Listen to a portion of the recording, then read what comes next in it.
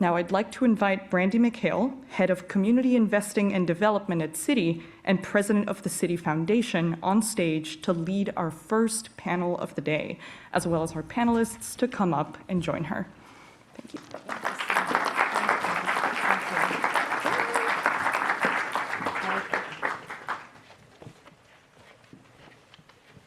Wow, when I sat down before, there were so many open seats. There are a lot of you here. Okay.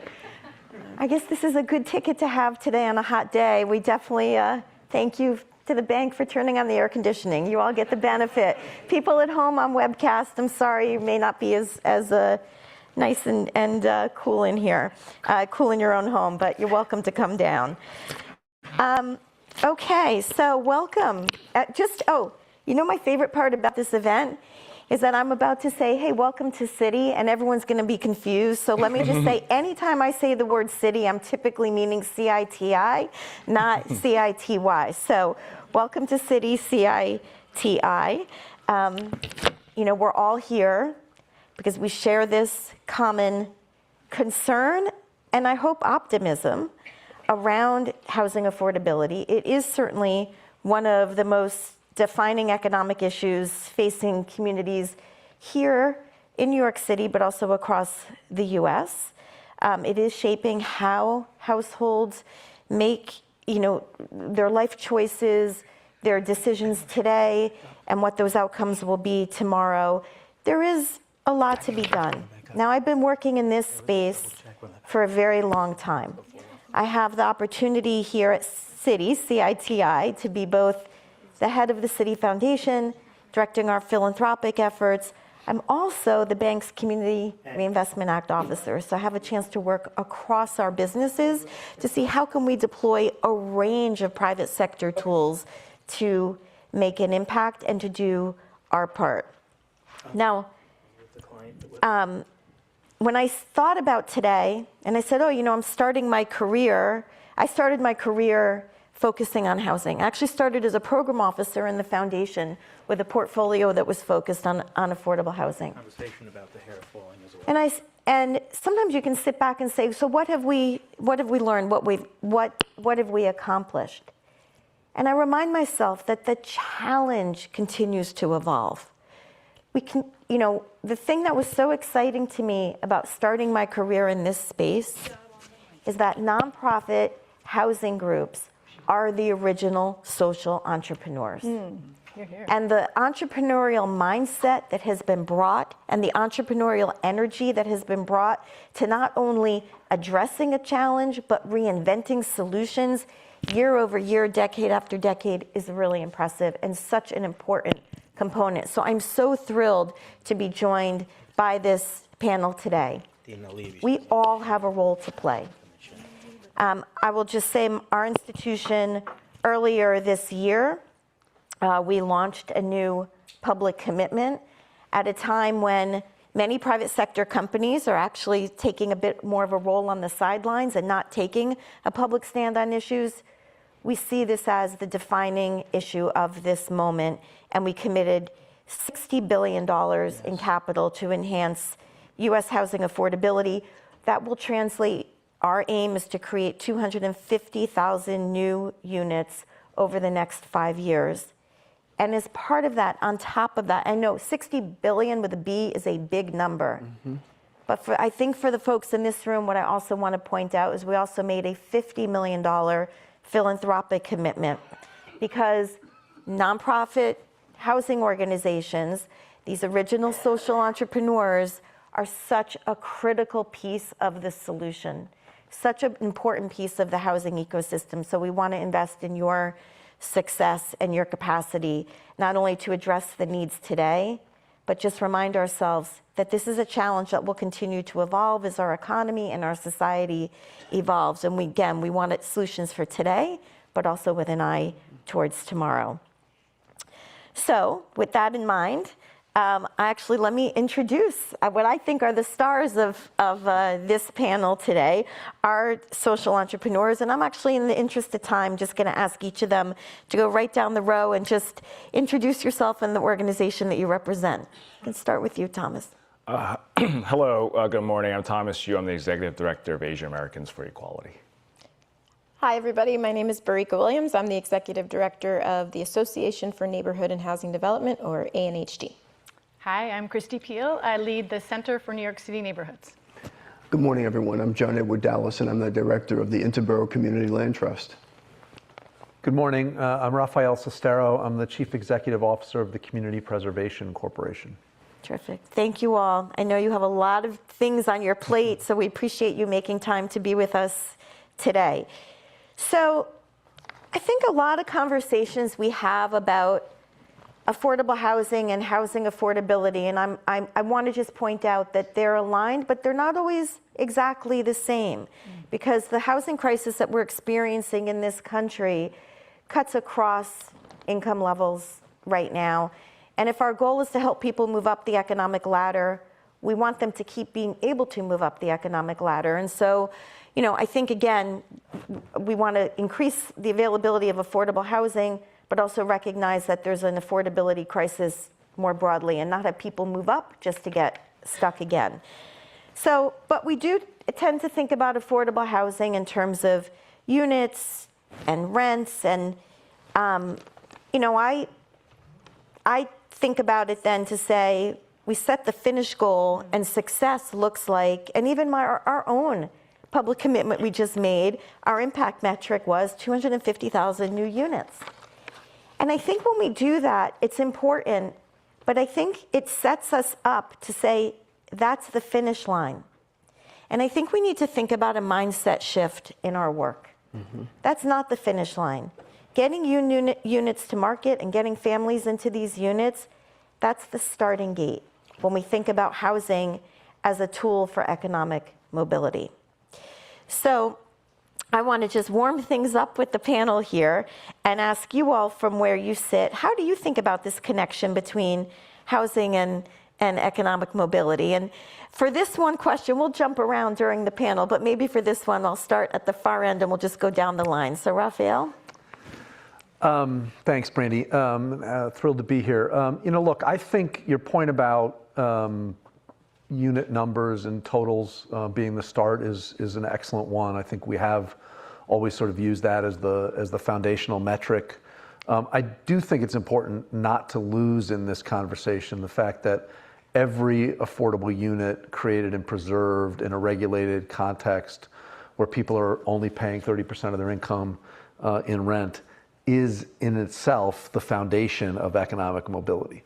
Because otherwise, they're paying 40, 50, 60, 70% of their income in rent, or they're living in a shelter, and there's no chance for economic mobility. So I don't want to downplay the importance of that beginning, right? I think it is truly important, and we can't have a conversation about economic mobility without that base.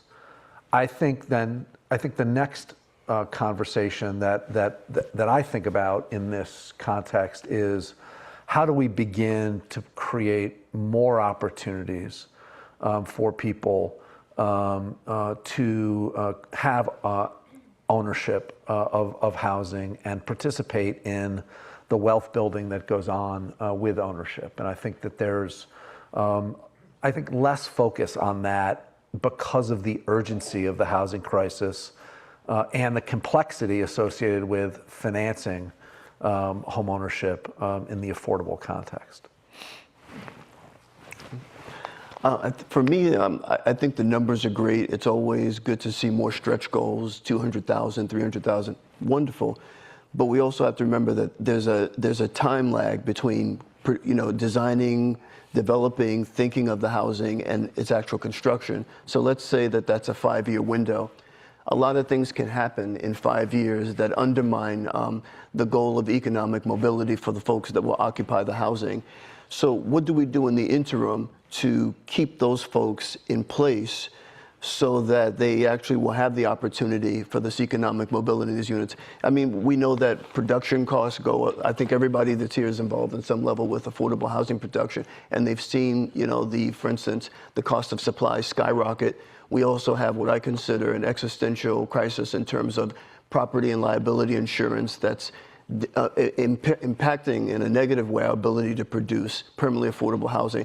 But my concern is what happens between the time that you build the house, you design the housing and build it and move people into it. What are the issues? What should we do to be helping the folks that are waiting for these economic mobility opportunities? And I also wanted to just sort of, on the way here, I was thinking maybe there should be a definition. We maybe want to agree or toy with the definition of economic mobility. What is it? Is it actually moving forward? Is it moving backwards, right? You can move up, you can move down. Yeah. So when I think of economic mobility, I think of moving up, doing better than perhaps in my case, my parents, or doing better than perhaps even people in my family, or we're advancing together. So for me, economic mobility means, one, having housing that is safe, where the cost of the housing is transparent, it's predictable, it's reliable, and that it leaves me with money after I pay my housing costs, not just to cover my basic necessities, but that it also gives me money for other financial aspirations and needs. I just wanted to level set, because I said, what's economic mobility? What does it mean to everybody? That's what it means to me. So if we're truly creating housing that's for economic mobility, it's going to do more than meet bare necessities.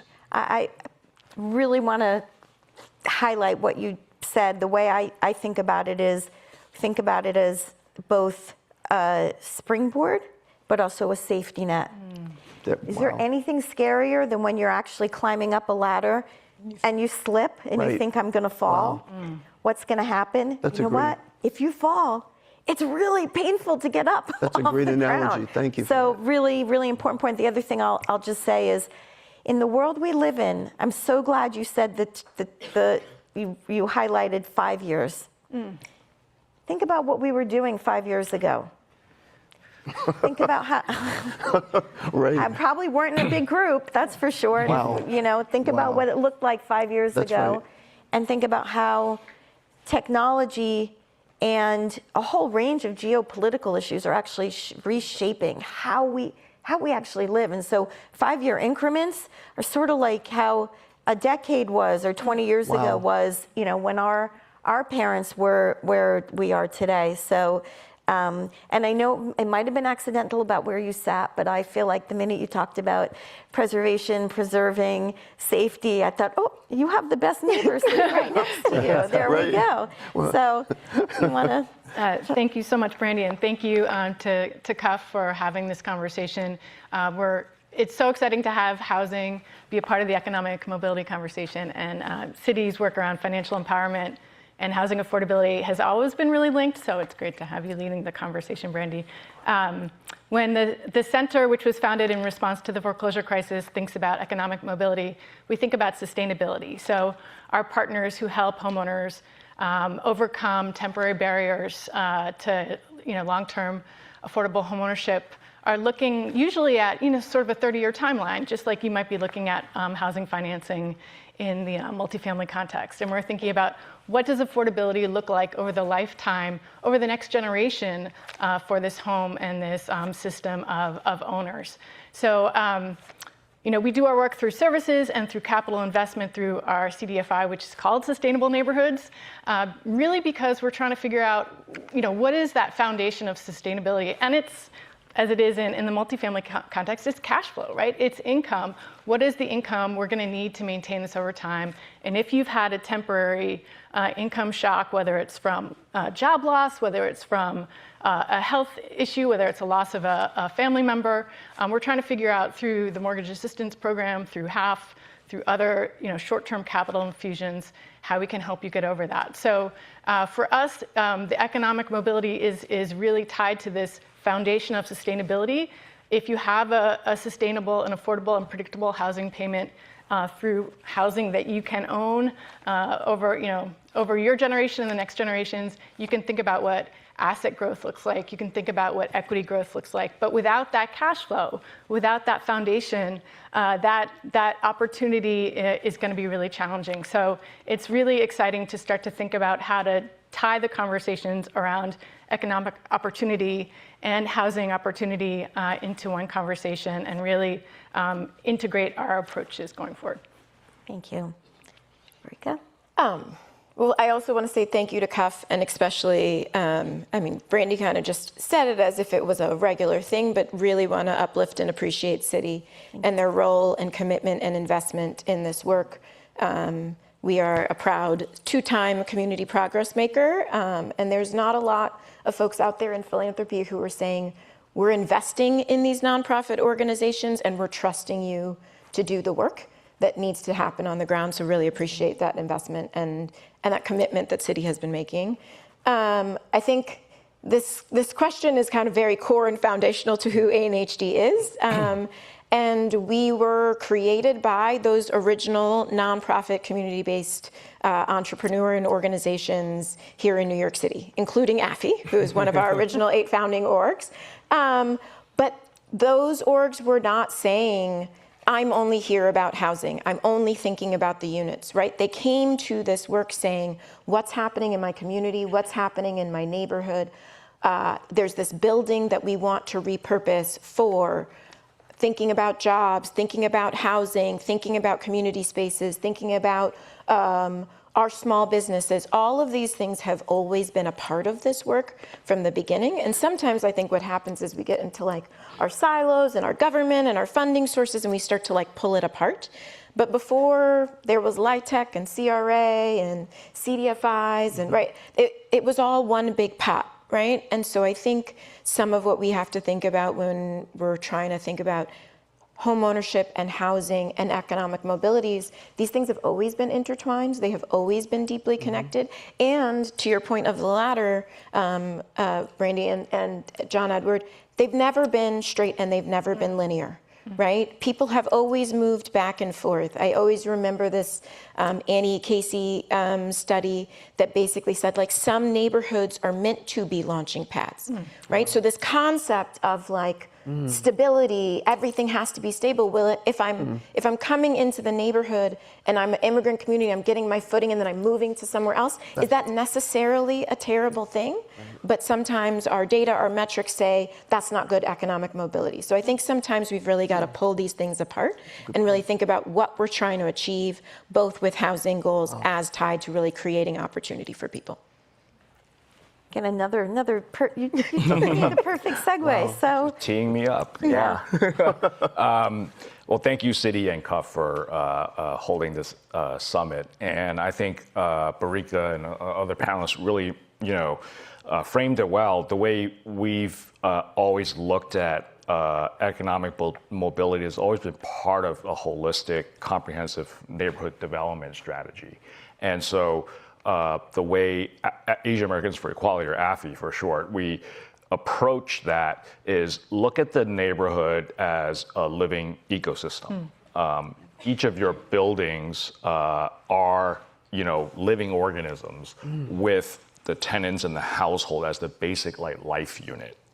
If you look at it that way, then you're able to kind of look at what's ailing, the neighborhood. What are we doing? What levers do we need to pull? And throughout the last 52 years, when we approached this, we started having to innovate different tools, to do that. When we saw a lot of landlord disinvestment in the Lower East Side, where our housing started, we were one of the first tax credit, developers. It was just a tenement building that we preserved with the Enterprise Foundation, right? And so, but looking at this, we start seeing, we start doing enough where now that we have 40 buildings in that neighborhood, and we start to see patterns. A lot of, let's say, New York City neighborhoods are buildings with 1 or 2 mom and pop storefronts in the bottom. So are a lot of small to medium sized property owners also depending on those businesses to offset some of the affordable rents above.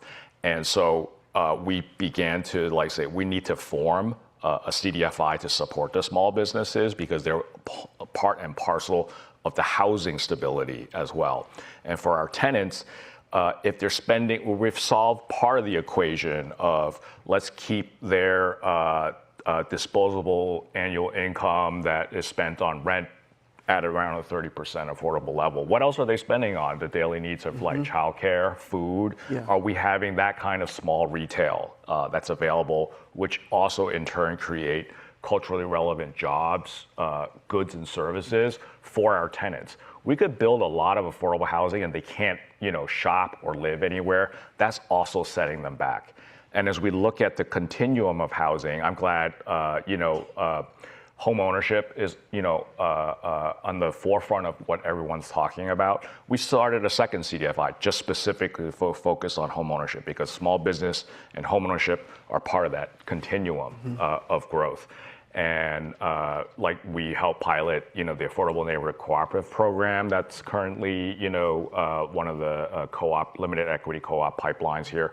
A lot of our neighborhood members now are bubbling up. The benefit of the grassroots is hearing, now they're saying, we heard about accessory dwelling units being allowed.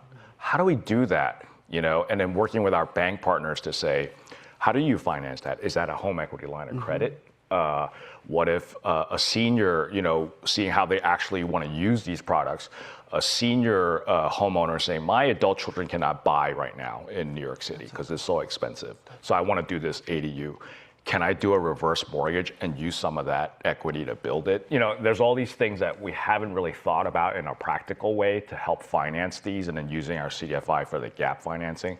But these are the kind of what's exciting about this new administration is there's no stone left unturned and looking at everything to say everything counts let's do it until we can't do it and so I think that energy and that moment we've got to strike while it's hot and so I think more of that the ideas are going to come out. So when I should say in full disclosure, I'm also probably my most important job is I am the parent to a New York City public school teacher, and I have endless 3 a.m. nights where I think, how is he affording to live? How is he going to ever buy anything? What and he wants to stay in New York City, and he wants to stay teaching in New York City. It's how do I support him? So so thank you on behalf of the mother inside of me today. Thank you for all that you guys are doing. But let's really talk about this affordable homeownership. One is, on one hand, when I started prepping and thinking about today's event, I was thinking, well, I agree. I love this all in. There is no one size fits all approach. That's right. But the more different fronts we try to work on, the more complexity we have in front of us, and the resource allocation choices become even more challenging. So can I ask each of you or whomever wants to kick us off, how is your organization thinking about this shift into homeownership? Is this a new area? Is this a returning issue? Also, my other thing in full disclosure, if you work in community development, it is like fashion.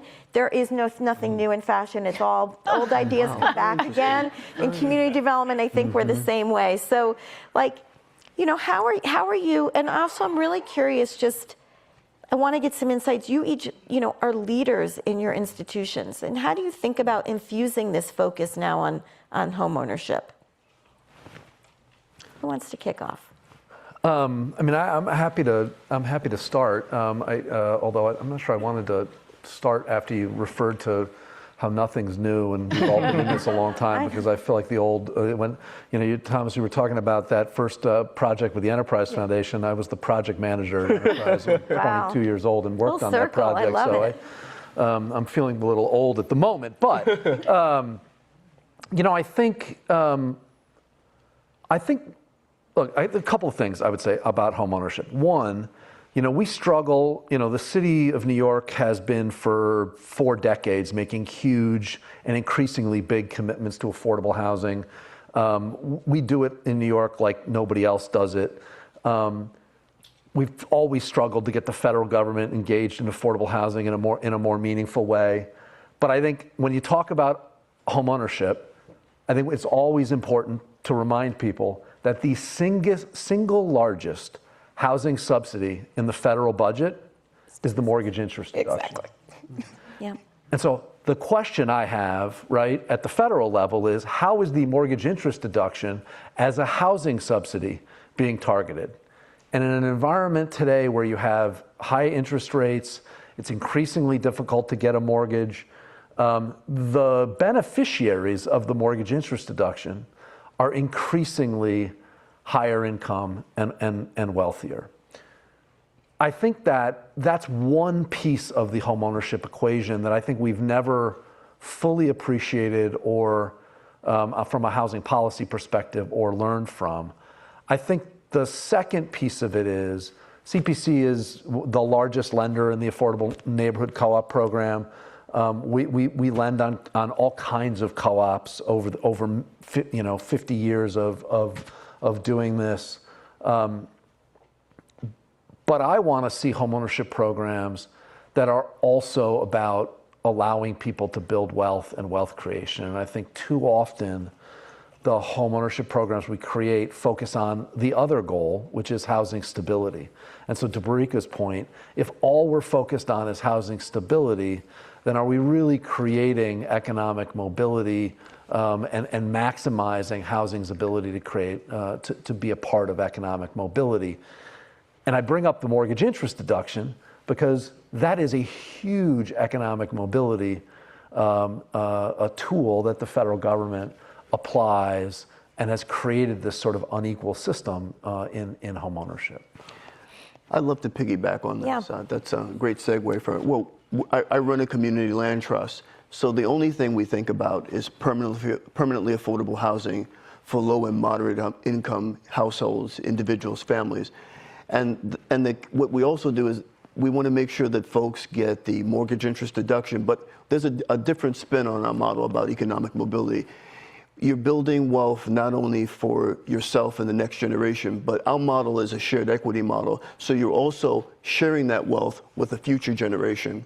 So one of the best aspects about the CLT model is that, for instance, when the city, and we hope they put more money into CLTs, Mayor Mondami said that he was open to the idea of setting up a trust fund for CLTs. And I want to call out, yes, we'd love to see a $50 million trust fund for CLTs so we can acquire more properties. But the fact is that when the city puts a subsidy into a CLT-based home, that subsidy is retained. It's not extracted. So based on resale restrictions for the co-op units and for the homes, that initial subsidy is passed on, is retained from homeowner through homeowner. So it's a great bang on the buck. And it also turns the wealth building model, the economic mobility model on its head because, and this bothers some folks, right? Because you're not just building wealth for yourself, you're also helping someone else build wealth. That's almost antithetical to our model here in the country, right? When you own a home, a market rate home, it's all yours. The land is yours, the air rights are yours, everything is yours. This model means that you get a wealth building opportunity that can bring about economic mobility, but you're also helping someone else down the line. Let me just ask you one question. How do you feel like community land trusts are picking up steam? Or are they? I think they absolutely are. When you look at where we were started in 2016, Cooper Square has been around a long, long time as well. And at this point in time, we have, I think there are either 25 or more CLTs in formation here. They're picking up a lot of steam. We're also learning a lot of lessons, right? Because it's a new model here being employed in very innovative and dynamic ways. So yeah, it's picking up a lot of steam, but there are challenges. And I'll talk about some of the challenges. We'll come back to that later on. But because the mortgage interest deduction, that's something that a CLT homeowner could have, but they also have the benefit of helping another homeowner down the line build wealth as well. So we think it's a great model. Great. Well, at the center, we think about affordable homeownership as a multi-tool, like a Swiss Army knife. You need all of the different tools on the knife, right? You need equity building solutions. You need tools that help people navigate our very competitive market. Everybody knows how unaffordable the New York City homeownership market is and how people are looking in farther neighborhoods outside of the city. You need policy tools, looking at the federal government. I think where we want to put our capital in DC is trying to get new investment tools that will help the city's investment in affordable homeownership go farther. I think maybe getting Congress to look at the mortgage interest deduction and have it be more beneficial on an income-based level makes a lot of sense, Rafael. But most people that don't deduct their income taxes don't benefit from the mortgage interest deduction, as you mentioned. So it is not a progressive benefit. It's the reverse, and it doesn't have the same impact in New York that it probably does in other parts of the country. But we could get the federal government to think about what an equity investment that would spur new development of affordable homeownership to create new wealth building opportunities. They don't have to be built on a land trust. They could be built the way the partnership homes were. My first job in housing was marketing partnership homes, and it was like the best experience to go through these household financial pictures and to understand how people have been, saving day by day, month by month to come up with that down payment, and then to see over time how the 20,000 units that the partnership developed not only helped build neighborhoods, but allowed families to build wealth. So we know that those tools are really critical. We know interborough is really critical. Thank you to Citi for helping launch interborough. And we also know that when folks go out and try and navigate the market with tools like the City's Home First program, which is, I think, the most, it is the richest down payment assistance program in the entire country. It's an amazing program, and we need to make those dollars go farther and really think about who we're trying to help get over that barrier, right? It's not the people that are benefiting from the mortgage interest deduction, right? It's the people that have been locked out of the New York City ownership market. It's people who have been systemically and locked out of home ownership for generations based on discrimination. There's just a huge need to be very targeted in who we're trying to help, but have every tool on that Swiss Army knife to intervene and help people either get into a starter home, which is what interborough offers, and community land trust, they offer that starter home opportunity. And that's what we're missing in the New York market. And we really need to figure out how to develop new homeownership opportunities at scale to create efficiency, to create cheaper units so we can have more starter homes for the teachers in our school system, and also to call on our employers, right? A lot of really strong employers help their employees buy homes through employer-assisted housing. And this is a great place for CUF to take the lead and show that connection. I'm not sure what the Department of Education or the Teachers Union does for their employees trying to get started out, but they could do what they do in Philly, which is a match, right? You could come up with a lot of strategies like they do in Chicago. There's a great way to say our employers can be part of our home equity building engine, or even just rental affordability by making targeted investments in their employees' abilities to own and rent. Yeah, those vacant buildings that we have, some of these vacant city buildings that we have, it'd be great employer-sponsored housing. Yeah. I really love that you talked about scale, Christy, because I think one of the challenges around homeownership, especially here in New York City, is the scale question. And to your point, Brandy, of like RCLTs gaining steam, I think we would all probably say yes. And I think one of the reasons is these community-based solutions, many of which are old, right? I was a project, Rafael, to your point, I was a project manager on a TOPA project in DC 20 plus years ago. So it's not brand new, right? But I think one thing that we are all recognizing is that we can't just do this like one household at a time, right? That scale is not going to keep pace with the problem. I think one of the places that has very much here in New York City very much like shined a light and amplified just how problematic it is to not have a place-based, intentional, very much scaled thought about homeownership is Black Central Brooklyn. Because if you let it go, that's it, right? That is, we've dropped what? We're down to, we've dropped like 15%. That's not right. The numbers are bigger. I can't do them off the top of my head. But massive loss in Black middle class across Central Brooklyn, massive erosion of Black home ownership across Central Brooklyn. And in part, that's because a lot of our policies are like one person at a time, one homeowner at a time. And that's because this work is hard and you kind of do have to do it one by one. But also there's a different question of like, can we approach all of this just like building 1453 and then go over to building 2022 and then like one by one kind of whack-a-mole? And I think there's like some broader scale appreciation of how much that is not working here in New York City, but also across the country. It's really not working that well anymore. And it used to feel like home ownership was the place that you didn't have to worry as much about that, right? That there was a certain level of stability, security, you own the home, your mortgage, you're not seeing these pressures. That is very interestingly changing, not just here. There's some great pieces around Houston, Austin, some other places where people are being now what they're calling double displaced. They were gentrified out of their core downtowns into the suburbs. They're being re-gentrified out of their suburbs, right? So I think the idea that you're moving out of the city, being renters, into being homeowners in New York City, that's not leaving the city all the time, does not mean that there's now this sense of stability or security anymore. And that people are really feeling different pressures. Sometimes making choices, but sometimes also feeling pressures and being pushed out. No, I'm glad you talked about the attrition of like the middle class and what John Edward, you talked about, like mobility goes both ways, you know? And so I think if you look at a lot of typical homeowners nowadays, if they were renters, they'd be considered rent burdened. Like just the amount of disposable like income they're spending on the mortgage, maintenance, other things. And we've noticed that on a neighborhood scale.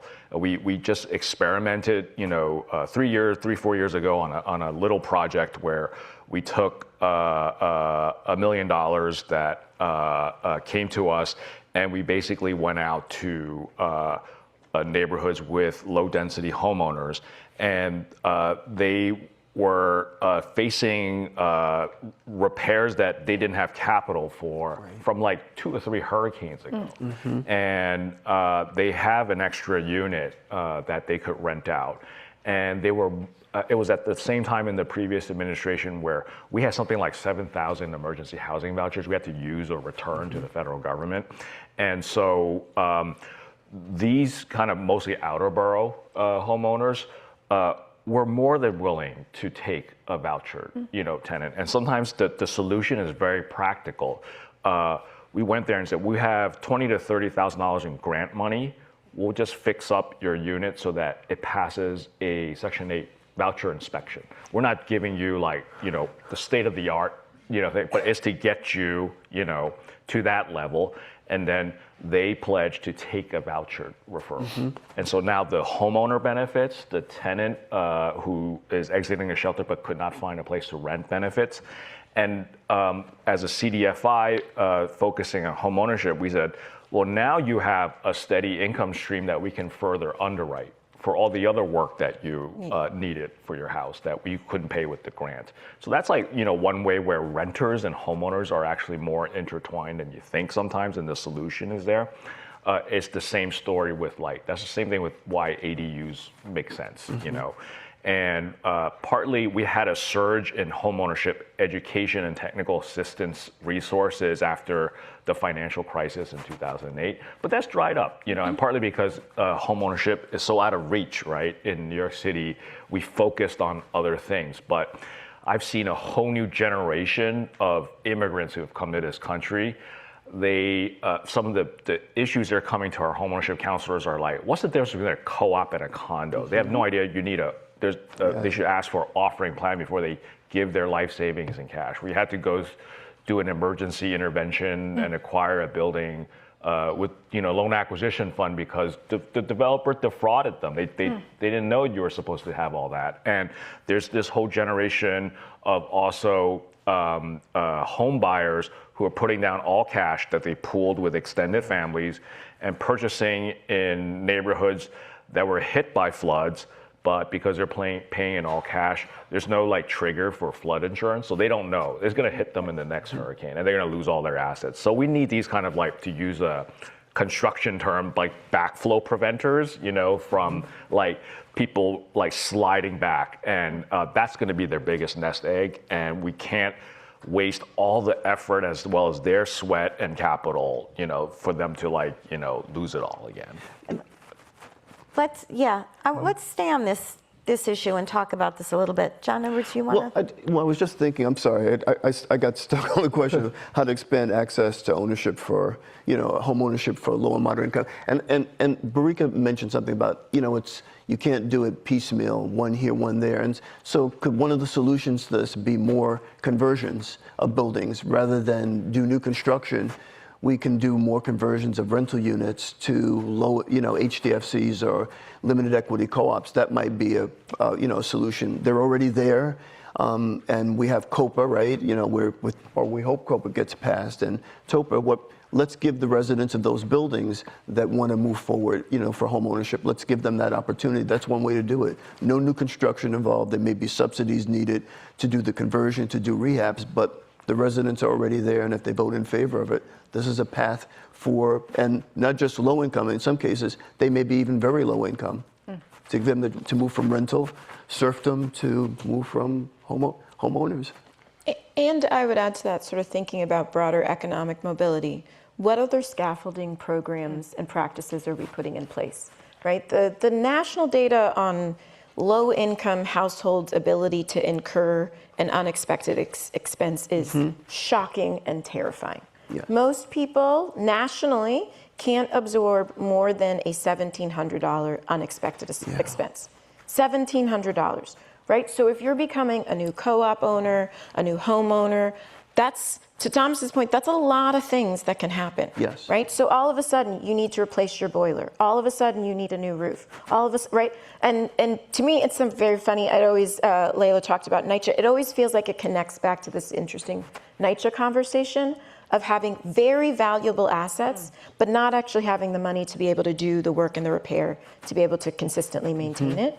Right? And so I think we also need to think about, as we are trying to lift up and create programs for low and moderate income households to become homeowners, how are we going to stick with them over time? Yes. Because it's not just you're there tomorrow, good luck, do great, because Rafael's going to come and be like, you got to pay me, right? Like, did you, right? Like, not Rafael specifically, right? But you have to think about the financing. Right. You have to think about, right? And you can't put people in a position where they can't do that. In fairness to him, we're going to come first and say, you Yes, that's fair, right? That's fair. That's fair. It's you first and then Rafael. But this is where CLT is a good model, right? I mean, because of stewardship, right?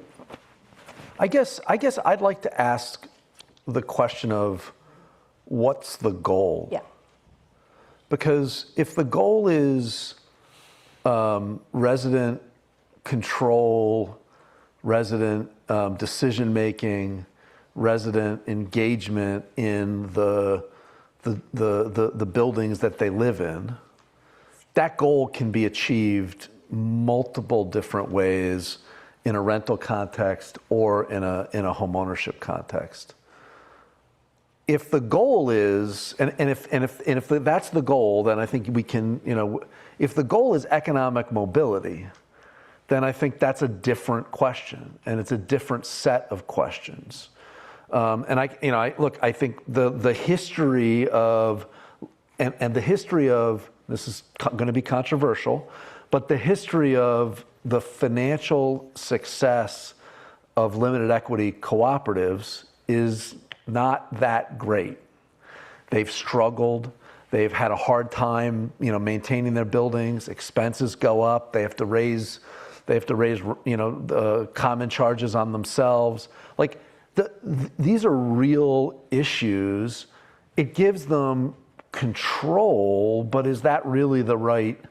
And is that the same thing as economic mobility? And I think that's the thing that I struggle with. We've had, in the history of housing policy in New York City over the last 40 years, of which I've been around it a lot of that, we've had a lot of different homeownership programs that nowadays people would say didn't work or they didn't like.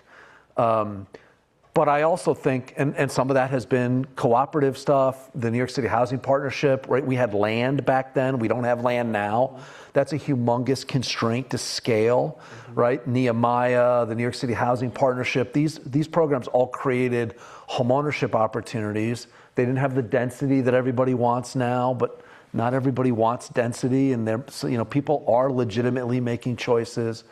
So I think we have to ask ourselves, what's the goal of the homeownership strategy that we're employing? And is it simply resident control, or is it economic mobility, asset building, and wealth creation? Because those things they're not, I'm not saying they're mutually exclusive. I'm just saying we oftentimes in housing policy make the choice and it's more weighted one way or the other. And I think we have to ask ourselves, what are we trying to accomplish? And then think about the strategy that way. I'm glad Rafael raised that and basically, let that cat out of the bag. That we had a piece of a plot of land in Corona where we just had a deed restriction where the buyer must not make more than, in that case, 165% AMI. We purchased that land from HPD in a disposition sale.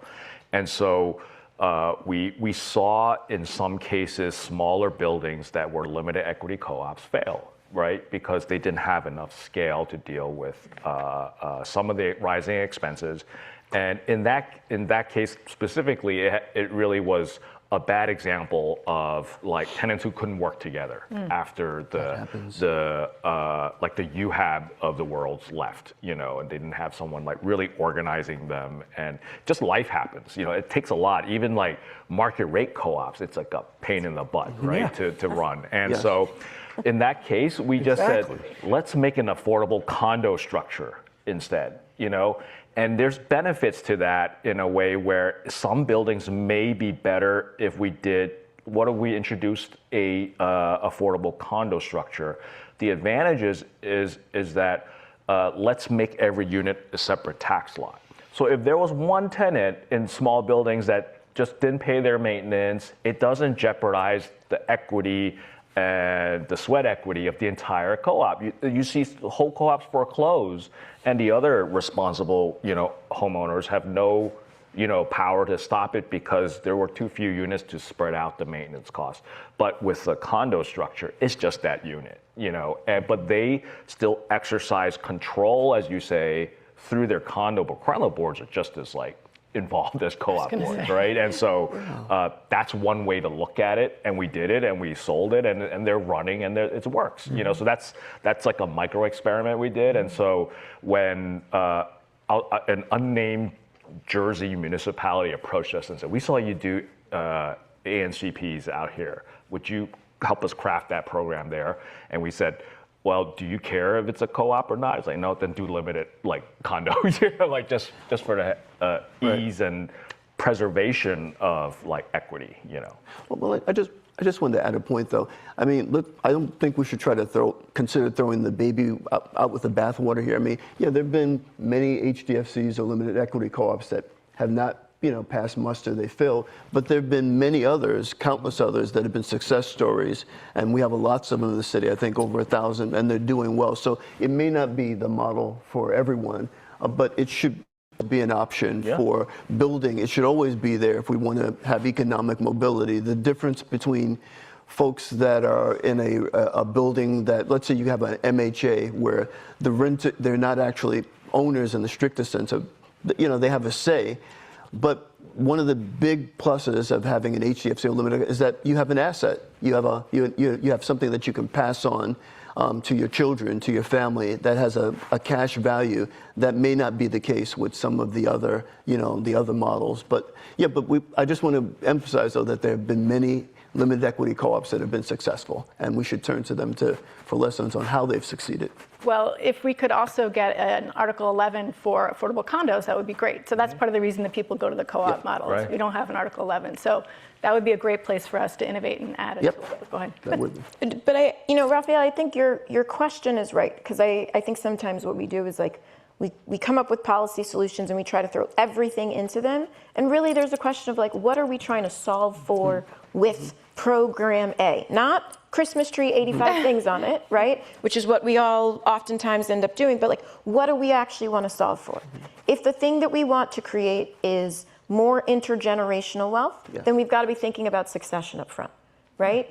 If the thing that we're trying to solve for is for somebody to come in and have $30,000 worth of assets and to come out and have $300,000 worth of assets, then that's a different thing, right? And that actually doesn't work with some of the models that say limited equity and limited value, right?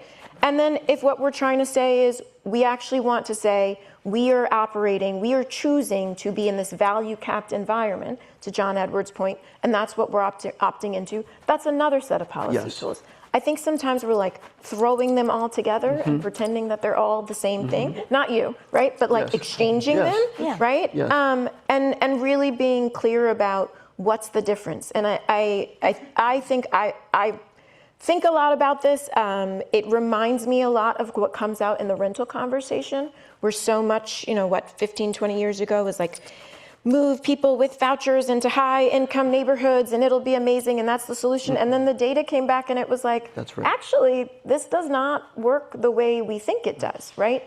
The nature of just dropping somebody in low and moderate income into a high opportunity neighborhood and saying like, great, they'll achieve success, just really didn't bear out. So I think some of this actually, we've really tangled with like, what are we trying to get to with these different home ownership tools? And then I think the control piece is giving people, to Thomas's point, enough information to really exercise which one they want to choose for themselves. And what I do worry about is sometimes we're like choosing, pushing, whether it's government, philanthropy, nonprofits, we all have the thing that like becomes the like, oh, this is what everybody wants to do. It's really great. It's the sexy policy. We're going to put all our money behind it. Like, then we're kind of pushing people into an option that may not be right for them, right? So how are we actually giving them a menu? And Rika, to piggyback on that, when we're talking about limited equity co-ops or any form of shared home ownership, the folks have to really know what they're getting into. They have to you have to sit them down and let them know that there's sweat equity involved here, in the sense that you have to give up your time for this to work. That the end goal here is not simply economic mobility, wealth creation, but there's responsibility, there's work that you have to do to make this happen. And we know that that's challenging everywhere. I've been on co-op boards before, and it's the same 0.1% of the folks that are on those boards year after year, because everybody wants the economic mobility, the wealth accumulation, but nobody wants to do the work. And so we have to really be clear with folks that take a limited equity model, that there's work for you to do, and that's what your success is dependent on here. And if you can't do it, let's not move forward. Well, our time is we're almost at the end. That went fast. I know. And you guys made it so easy for me. I just let you, it's like I'm just hanging out, listening to you guys do your thing. We're all hanging out, listening to you do your thing. I will say a couple things I've heard is that we don't have a shortage of ideas. Right. But in some ways, that's a challenge also, because we have to not only build the public will for these things, but what I've also heard interspersed in here is we have to build trust with the actual households and individuals that are going to be homeowners, and there's a lot to be done. So there's a lot to be done to create the housing, to get people into the housing.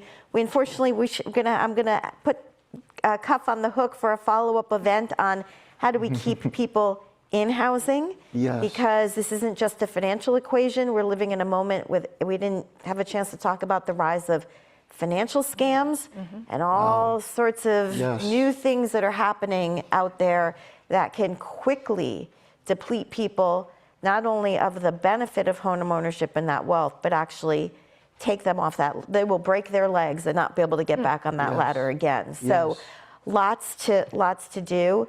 But we certainly have some of, like, you each had such specific ideas and a wealth of experience. I cannot thank you enough for today. I would like to, though, put a motion on the table that because of all the good ideas you've put on here, I don't think that the Center for an Urban Future is actually a center. I think these events, you are a catalyst for an urban future. And these are our key sparks that are the catalysts. So thank you all for being that in our world, in our community. We appreciate it. Thank you.